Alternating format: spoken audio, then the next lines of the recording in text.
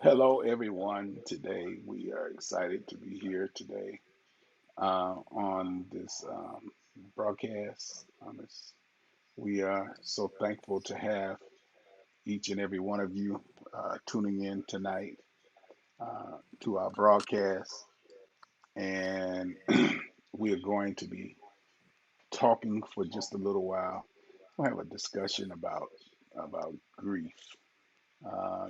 In life we all grieve in different ways. We all go through different situations, different circumstances, and so we want to get everybody to understand that uh, grief is real. Grief is no joke. Grief will cause us all kinds of heartache and all kinds of pain. Today we have a few people that is going to be on the broadcast tonight.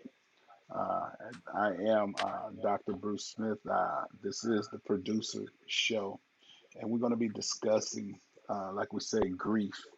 And on our panel today, we're going to have Phyllis Knight out of Mansfield, Texas, and we're going to have Robert Mileage out of West Memphis, Arkansas.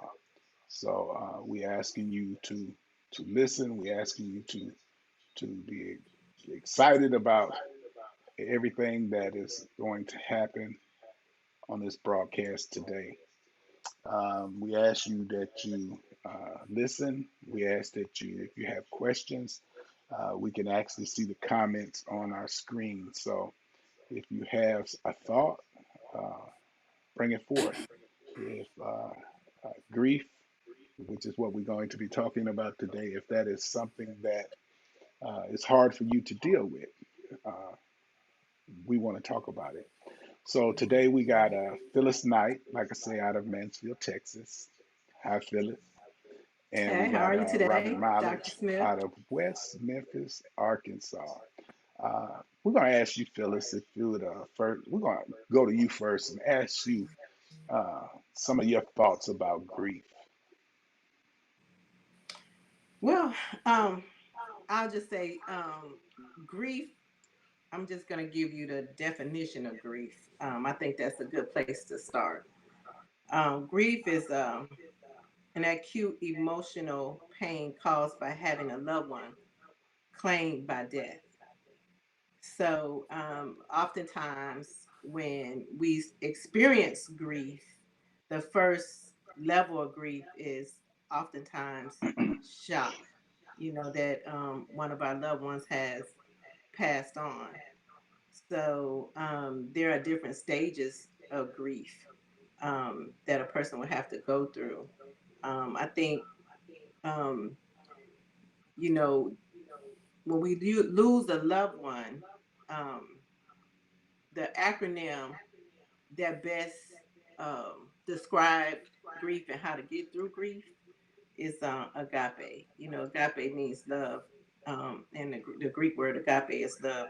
And the first step to accepting when we lose a loved one, like I said, using the acronym agape, is accept the death of your loved one, and Right, then G would be to grieve constructively, right, and A, articulate your feelings, and pray for strength and express your emotion. So right. a lot of times we don't grieve properly. We try to suppress the feelings. We Hmm. sometimes we don't accept that a loved one has passed on, and it Right, makes our grieving process um, longer. You know what I'm saying? right. So Have you ever had to go through a period where you experienced what I call extreme grief? Because, see, grief isn't always the loss of a loved one. Grief, right. sometimes you could grieve, man, you could even grieve the loss of an animal. How it affects you as an individual.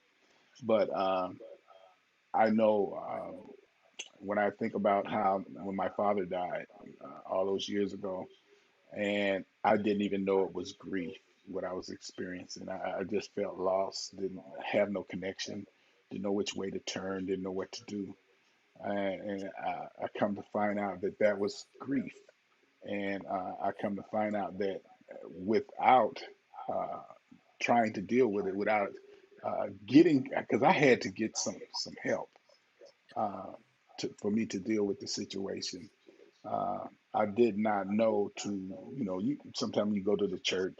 Sometimes I learned that uh, sometimes you just need to go to somebody even outside the church, somebody that you can just talk to that is not going to share your business.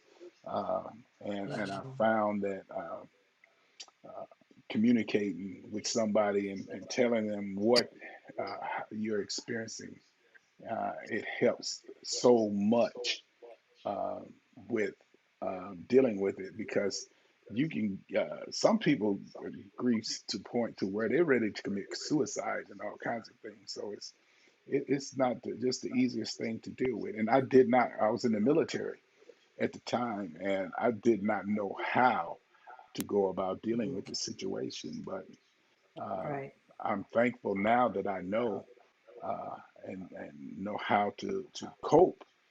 uh, I can help somebody else. Right. Well, like I said, the first step in grief is acceptance. Sometimes we don't want to accept the fact that the person is no longer with us. Hmm. And so, because we don't accept the fact that we have lost that loved one, you know, it's Right. hard to really begin the process of grieving and coming to the end of your bereavement period. You Hmm. know what I'm saying? I mean, it's a process, and sometimes you can grieve for that person for years. We during Right. holidays, that level of grief during a person's birthday, special um anniversaries. Like you said, often we grieve. Like the loss of an animal. I know I've lost an animal that just last year. Um, and well, it wasn't mine, it was my son's dog. But when you have an animal that's been in your life for 11 years, they're like family members. So you have that level of grief when you lose even an animal. Right. You can grieve the loss of a job if you've been on a job for 20 Yeah. years Yeah. and you That's a big one. suddenly Yes. are called into the office, and you let go or laid off or whatever. You can grieve that. There are all kinds of griefs that we experience in life. Hmm. But like I say, the first step and the first process to grieving is acceptance. Right. So a Hmm. lot of times, we're in a state of shock. Right. So because of the loss. So, until we get past step one as acceptance, then it's hard to go to the process of grieving constructively. Right. So, Mr. Mallet, um, we'd like to hear your thoughts on this. Well, listening to both of you all's definition, I think I have grieved more over situations and circumstances than people. Uh, I haven't had any personal tragic losses, but just relative loved ones just naturally. But I appreciate you all uh, definition because I think I have survived life more than I've grieved it. I don't know if that makes any sense. I think I Hmm. survived more. I don't know really if ever had the time to process. Right. Am I grieving? Uh, so that's all I want to say on that for now. Uh, One thing I've learned dealing with grief, grief. When I look back on my mother, and she was still alive, uh, but I did the majority of my grieving before she died because He walked me through the process. He showed me what was going to happen and actually when it was going to happen. Even up until the day that she died, God walked me through that. And when I was going to the hospital, I remember asking the Lord to allow me to get there before she died, and He agreed. And this is something I learned about God. If He tells you that He's going to do something, He's going to do it. Uh, and He told me that uh, when I would get there, she would still be alive. Now she was going through what I call the death process, but she was still alive, and so I was able to be there at the end. Um, Even dealing with that helped me to understand that all the stuff that she put in me growing up, and when she lived with me, the conversations we had, even while she had dementia, it helped me to understand that really, like she said, this ain't the end. So it helped me to be able to cope. So after I didn't grieve in the same way when my mother died as I did when my father died because I didn't know no better. I didn't know what to do. But when she was the Lord walked me through that, and that helped me tremendously. So I was more prepared, and I was able to deal with it. I didn't even cry until right at a year. Um, it was like right at a year, the Lord allowed me to just break down and cry and realize that you've done all you can. And when you've done all you can, that's all you can do.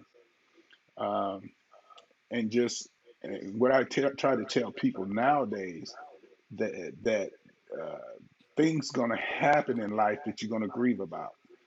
But while you dealing with it, give your all.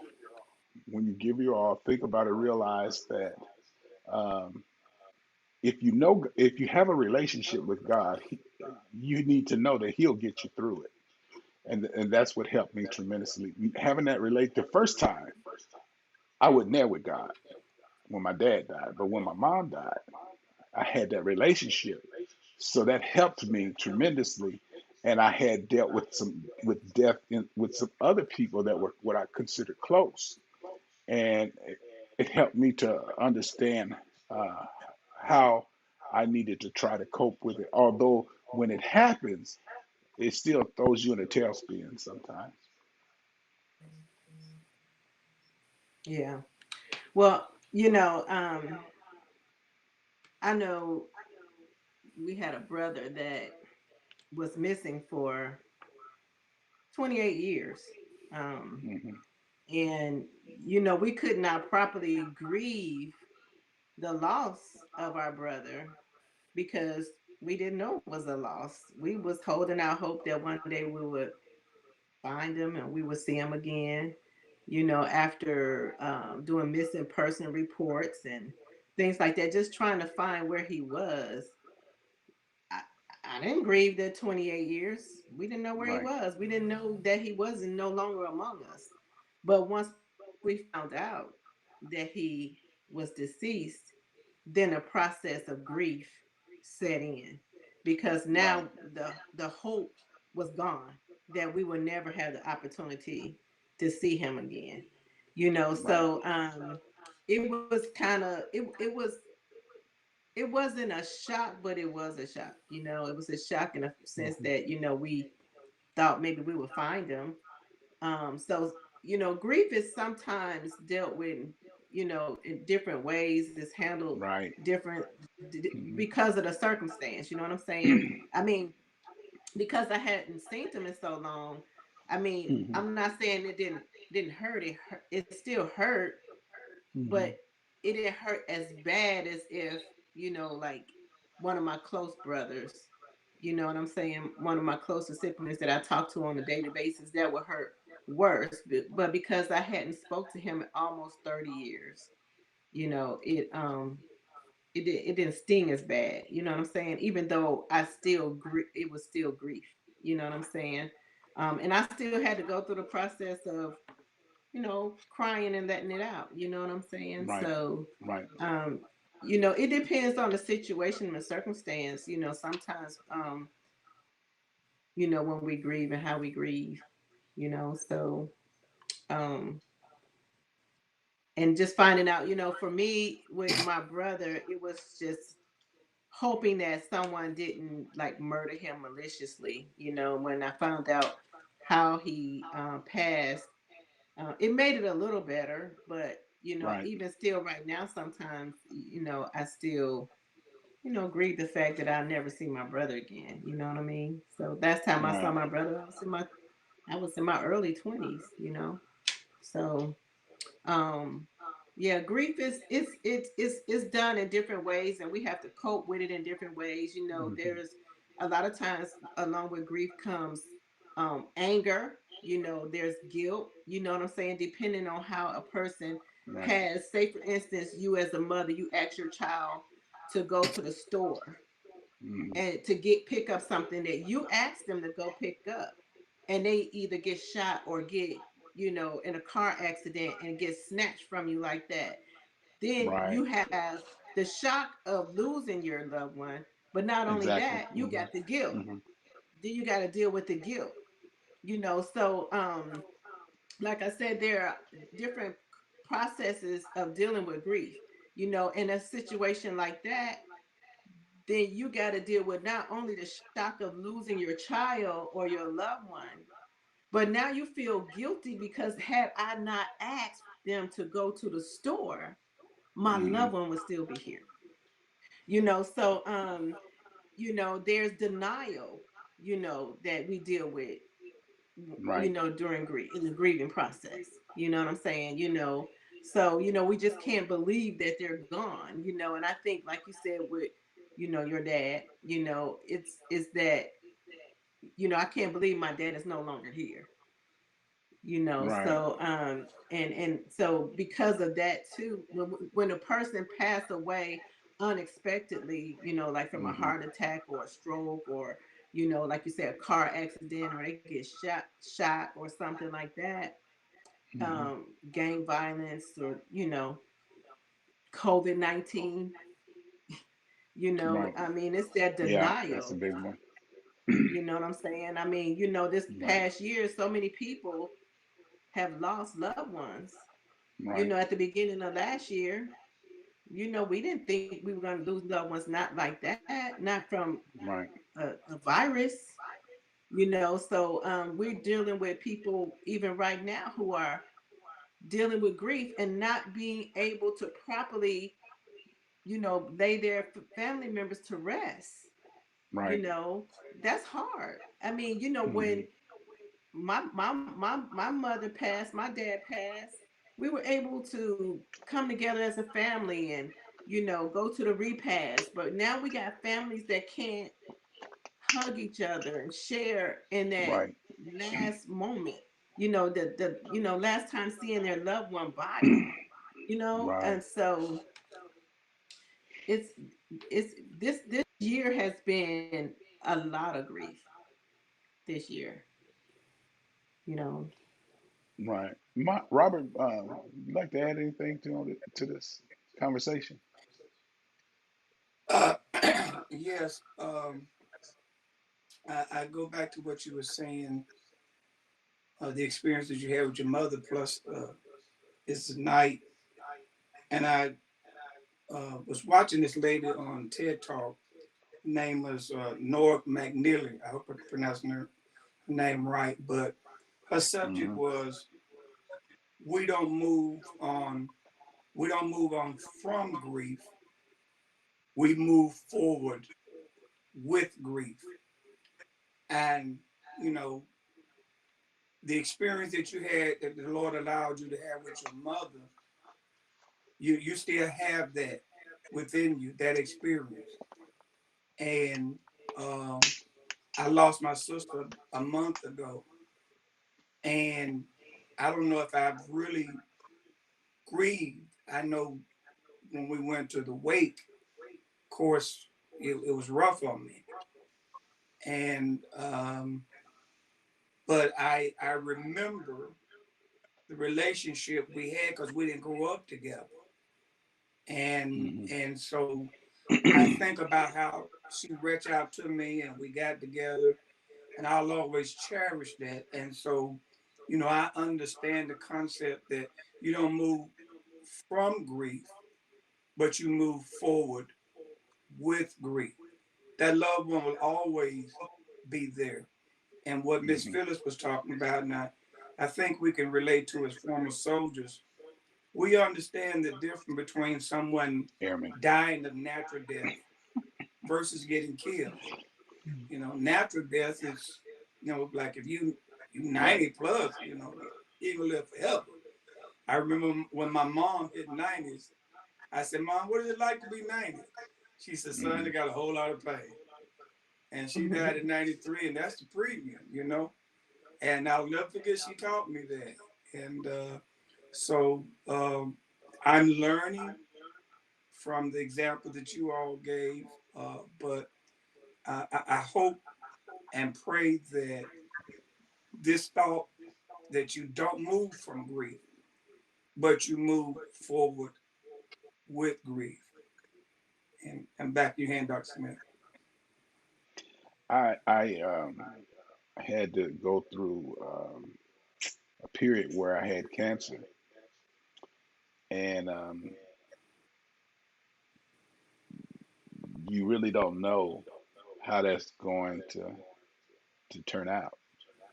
Um, Me being in a family where none of my siblings had it, I'm the youngest of the boys. I'm not seem like I'm the only ones really have gotten sick. I've had issues, knee replacements, and all that. Uh, I can honestly say I grieved for myself when I was going through the cancer process because you know people tell you, "Oh, but baby, you gonna be all right," but they don't know what you experiencing. They don't know what you going through. So you grieve, or I did, because it caused the depression. Not only did I face grief, but it caused a depression to come up on me. Grieving, not knowing, thinking I may not make it. Because doctors tell you one thing and then the next thing happens, so you don't know. Uh, but I have to contribute everything getting through this process. Uh, was my relationship with God, which it seemed like you have to get tried through a situation to really understand what it really means to face it and to be able to deal with grief. Because I found for myself, I could not face it alone. It was like a consuming fire. Uh, I'll go to bed thinking about it. I'd wake up thinking about it. I go to work thinking about it. You don't tell nobody about it. When I was going through the radiation treatments, I told no one, uh, especially on my job. No one knew until I was done and deemed clear. So it's a thing where um, there's a lot of things in life that can cause us grief, distress, depression. When when I think about losing a brother, not knowing that he's dead, when I think about all these folks that are losing their loved ones through this COVID-19, a lot of couldn't be in the room with them when they were crossing over. You couldn't have so many of them couldn't have funerals. So many of them were put in trailers and for long periods of time. Some of them were put in mass graves and never got to say goodbye. That will cause what I call extreme grief if you don't watch yourself. It can cause extreme depression. So we have to uh, develop an outlet in order to get beyond it and to get through it. It's not easy. Uh, my plan might not be your plan. What worked for me may not work for you. What worked for you may not work for me. So it's each every one of us have to look uh, for a way to cope and to deal with this situation. You think, and even thinking about the loss of a job, the loss of a home, the loss of, these things can cause some serious grief. And if if you ain't got some kind of connection with what I call somebody or with God or something, man, you can fold up. It's easy to fold up through this grief, and you just want to cash out and just say forget it. So it's so Right. many things we have to look at. And if anybody is dealing with grief, we want you to do whatever you have to do, get some help. It's no Yeah. shame to get some help. I can remember uh, going through a period where I went to a psychologist for about 6 month period, and she helped me to be able to cope with life itself because life throws so many things at you. Uh, you don't know what to do sometimes. So um, she helped me to get what I call an understanding of what's going on and how to adjust and how to deal with and how to not internalize so many things.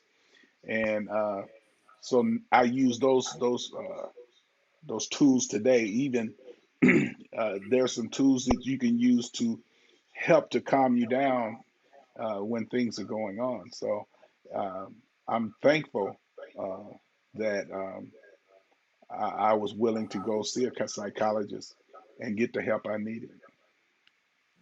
Yeah. Well, I know a lot of times when a person is grieving, there is anger that come along with grief too. Say you had a loved one that was killed, like the sister was killed by her boyfriend.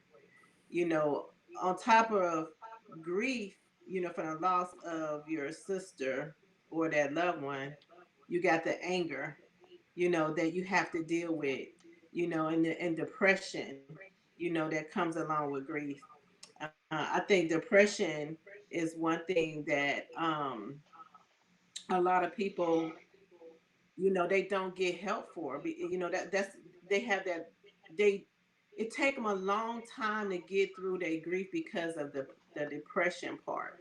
And like you said, a lot of times we don't go get the help that we need. Sometimes we need to get you know a medical help. We need to go see a psychologist or a psychiatrist. Sometimes we may have to get some antidepressants or something. But a lot of times we just try to cope with grief, and I'm not saying that we don't read the Bible or read scripture. Yes, we need Hmm. that, but sometimes we do need to go and see someone to help us to get through extreme grief. Sometimes you can grieve so much, not just from the death of a loved one. You can grieve over the fact that you have a child and your child can be a A+ student, and then they get caught up in drugs and alcohol and stuff like that. Right. And because of the Hmm. grief of not seeing your child be what you expected them to be, Hmm. that's another level of grief too, that sometimes we don't realize it's a grief. It's a Right. grief and a depression. And then it can affect you physically. It can affect your body. Right. You know, um, you can suffer grief from a divorce. You thought you were going to be with your husband and have happily ever after, and after 30 years he decides to walk away. That's grief. Right. So you know there are different types of grief, like we were saying earlier, that we go through. A lot of times, sometimes people don't. see it as grief. They may see it as depression, but it is still, it's grief. So Right. it's not always the death of a loved one that we're grieving. We're grieving Right. the death of Exactly. our marriage. Hmm. We Right. our marriage is no longer there, so that's a death of your marriage. Right. So because you thought that you were going to be with this person the rest of your life, and it didn't turn out that way. So then you got the anger that you're dealing with in your grief. You got the denial that you're not going to be with this person any longer. Hmm. You have the depression along with the grief. It's a lot. And a lot of times, sometimes people isolate themselves when they're grieving. They stay closed off in a room by themselves and they don't want to talk to people. Right. But you need to talk to someone, because you get fall deeper into a deeper hole because you're not dealing with that grief. You're not dealing with that depression. You're not dealing with the Hmm. anger. You're not dealing Exactly. with the denial. You're not dealing with the shock. You know what I'm saying? So, we just can't, when we're grieving, we gotta learn to not isolate ourselves, and we have to tell somebody, you know, I just need somebody to talk to today. You know what I'm Right. saying? Or you just need to go find a psychiatrist or a psychologist, and go talk to someone, to help you through your process.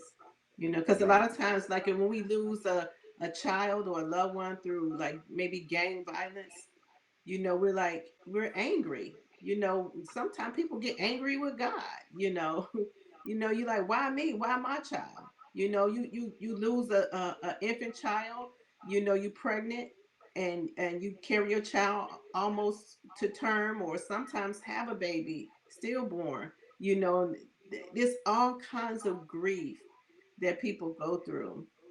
And like I said, right now during this pandemic, people are grieving, and I think a lot of people are not dealing with their grief. I mean, we're just trying to get through, you know what I'm saying? But Hmm. I think all of us are grieving to a certain degree right Right. now through this pandemic. We're grieving a loss of not being able to fellowship with our family, and Right. sit and have a meal, or hug our Hmm. grandchildren, or just sit with my mama, my grandmother. You know what I'm saying? Right. Hang out with my Hmm. brothers and my sisters. I mean, they're not gone or deceased, but still, it's like a loss. Right. It's so true. Um, I'm gonna ask Mr. Mileage, you got anything you'd like to add? We're gonna get ready to wind this up, and we'll be back on next week, and maybe go a little deeper into this because it's really a serious topic, and we want people to, if they would like to comment, like I say, uh, you can leave a comment on Facebook, or uh, you can chime in, and you have a thought or question, we can uh, come together and try to work through it. So, Mr. Mileage, you got anything you'd like to say before we get ready to wind this up? Yes, if you give me the honor of reading this right quick, it's called A Guide to Surviving Grief. Cry whenever you need to. Scream. Lay on the floor. Sob in the shower. Be still. Run. Walk. Create. Live. Share without fear. Listen. Release your pain. Hmm. Breathe. Be courageous. Away the map. Wonder. Be real. Read. Seek friendship. Be vulnerable. Don't fear being broken. By Mr. Zoe Clark Coe. Thank you so much. Well, we're going to get ready to um, close this out. Phyllis, you have any final words today? And then we're going to get ready to get off the air. Um, I just want to, if you don't mind, I just want to read the Serenity Prayer, if you don't mind. I just think it's appropriate. The Serenity Prayer states, God grant me the serenity to accept the things I cannot change, courage to change the things I can, and the wisdom to know the difference. And I think that's one of the first steps through getting through grief is accepting the things that we can't change. Some things we can't change. And some things we can, and we just got to know the difference between the two. So Amen. thank you for having me here tonight on your broadcast. Yeah, we want to thank you, Phyllis, and you, Robert, for tuning in. And we'll have a conversation, and we may take this topic further on next week. Um, thank you, thank you, thank you. This is Dr. Bruce Smith, and this is the Producer Show, and we will see you on next week. Have a good day.